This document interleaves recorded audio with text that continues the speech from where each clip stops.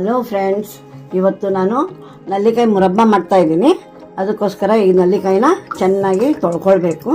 ತೊಳ್ಕೊಂಡಾದ್ಮೇಲೆ ಅದನ್ನು ಸ್ಟೀಮಲ್ಲಿ ಬೇಯಿಸ್ಕೊಳ್ಬೇಕು. ಈಗ ಇದನ್ನೆಲ್ಲನೂ ಕ್ಲೀನಾಗಿ ತೊಳೆದಿದ್ದೀನಿ ನಲ್ಲಿಕಾಯಿ. ಈಗ ಇದನ್ನು ಕ್ಲೀನಾಗಿ ಸ್ಟೀಮರಲ್ಲಿ ಹಾಕ್ತಾಯಿದ್ದೀನಿ. ಒಂದು 5-10 ನಿಮಿಷ ಇದನ್ನು ಸ್ಟೀಮ್ ಮಾಡ್ಕೋಬೇಕು.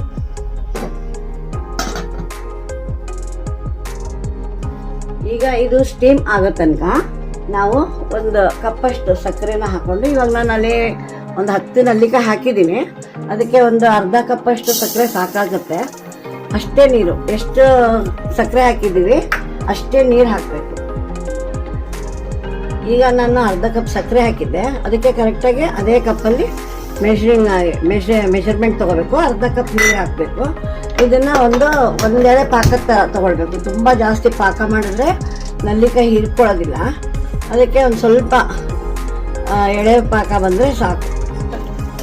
ಈಗ ನೋಡಿ ಸಕ್ಕರೆ ಎಲ್ಲ ಕರಗಿದೆ, ಮತ್ತು ಇದು ಸ್ವಲ್ಪ ಹಿಂಗೆ ಮಾಡುವಾಗ ಅಂಟು ಬರ್ತಾ ಇದೆ. ಇಷ್ಟು ಬಂದರೆ ಸಾಕು ನಮಗೆ.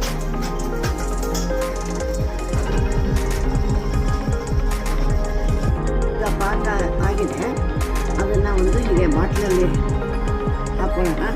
ಹಾಕೊಂಡ್ಬಿಟ್ಟಿಗ ನಲ್ಲಿಕಾಯಿ ಕೂಡ ಬೆಂದಿದೆ. ಸ್ಟೀಮಲ್ಲಿ ಎಷ್ಟು ಚೆನ್ನಾಗಿ ಬೆಂದಿದೆ. ಈಗ ಇದನ್ನು ತೆಗೆದು ಈ ಪಾಕದಲ್ಲಿ ಹಾಕ್ಬಿಡೋದು. ಈಗ ಇಡೀ ನಲ್ಲಿಕಾಯಿನ ಅದನ್ನು ಈ ಪಾಕದಲ್ಲಿ ಹಾಕ್ಬಿಡೋದು.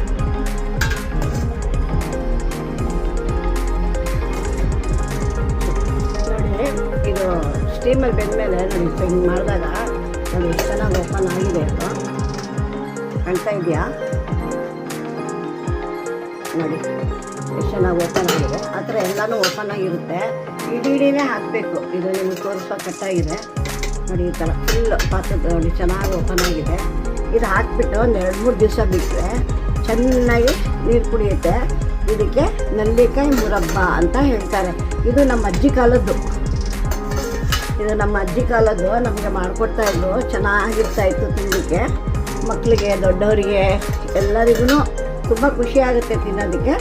ಈ ಥರ ಮಾಡ್ಕೊಳ್ಳಿ, ತಿನ್ಕೊಳ್ಳಿ. ಮತ್ತು ನನ್ನ ಚಾನಲ್ಗೆ ಸಬ್ಸ್ಕ್ರೈಬ್ ಮಾಡಿ, ಲೈಕ್ ಮಾಡಿ. Thank you.